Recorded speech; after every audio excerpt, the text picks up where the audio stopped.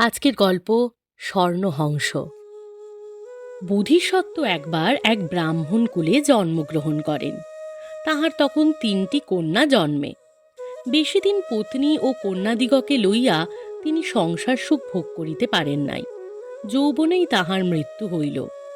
মৃত্যুর পর তিনি সোনার হাঁস হইয়া জন্মিলেন, কিন্তু পূর্বজন্মের কথা তাহার মনে ছিল। তখন তিনি হিমালয় প্রদেশের হ্রদ হইতে সমতলের গ্রামে আসিয়া পত্নী ও কন্যাদের সন্ধান করিতে লাগিলেন। তাহাদের জন্য তাহার মন বড়ই চঞ্চল হইয়া উঠিল। সন্ধান করিয়া তিনি দেখিলেন তাহারা একটি কুটিরে বাস করে এবং পরের গৃহে দাসী বৃত্তি করিয়া অতি কষ্টে সংসার চালায়।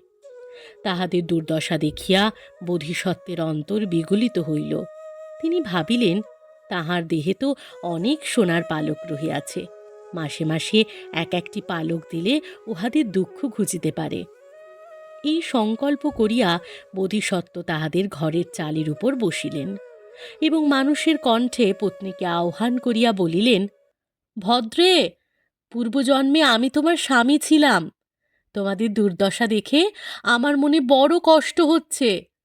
আমি একটি করে সোনার পালক দিয়ে যাব, তা বিক্রয় করে তোমরা সুখে স্বচ্ছন্দে থাকো, কন্যাদের একে একে বিয়ে দাও। এই বলিয়া তিনি প্রথম দিন 8-9 মাসা ওজনের একটি পালক দিয়া চলিয়া গেলেন। এইরূপ মাসে মাসে তিনি আসিতেন আর পালক দিয়া চলিয়া যাইতেন।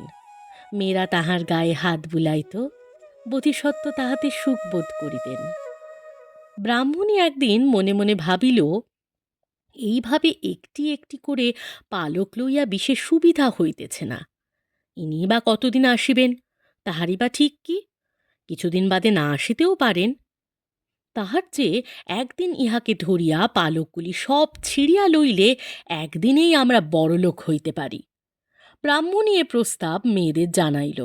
ইহাতে মেয়েরা রাজি হইল না। তাহারা মাকে বারবার নিষেধ করিয়া বলিল, মা, আমাদের তাড়াতাড়ি ধনী হয়ে কাজ নেই, আমাদের দুঃখ খুঁজেছে, এই যথেষ্ট। বাবাকে কষ্ট দিয়ে অমন কাজ করো না। পালকগুলি উপড়ে নিলে বাবা আর উঠতে পারবে না, তাতে তিনি মারাও যেতে পারেন। কিন্তু ব্রাহ্মণী এই যুক্তি শুনিল না।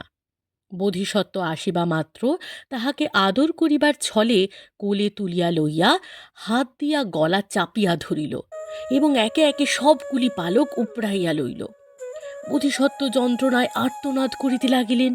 তিনি যতই আর্তনাদ করিতে লাগিলেন, উপড়ানো সোনার পালকগুলি ততই সাদা হইয়া সাধারণ হাঁসের পালকের রূপ ধরিতে লাগিল।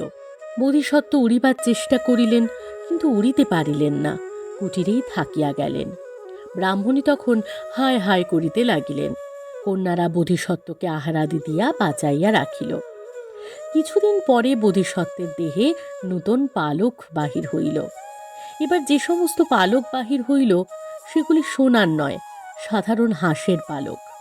তারপর একদিন তিনি আকাশে উড়িয়া গেলেন। কন্যারা জননীকে ধিক্কার দিতে লাগিল। ব্রাহ্মণী অতি লোভের দণ্ড হাতে হাতে লাভ করিল। দৈব যাহা দেয় তাহাতে তুষ্ট যে জন নয়, কইব কি তার সাজার কথা, এমনি ধারাই হয়। লোভ লালসার মাত্রা আছে, ছাড়িয়ে যদি যাও, যা পেতে হয় তাও হারাবে, যা পেয়েছ তাও।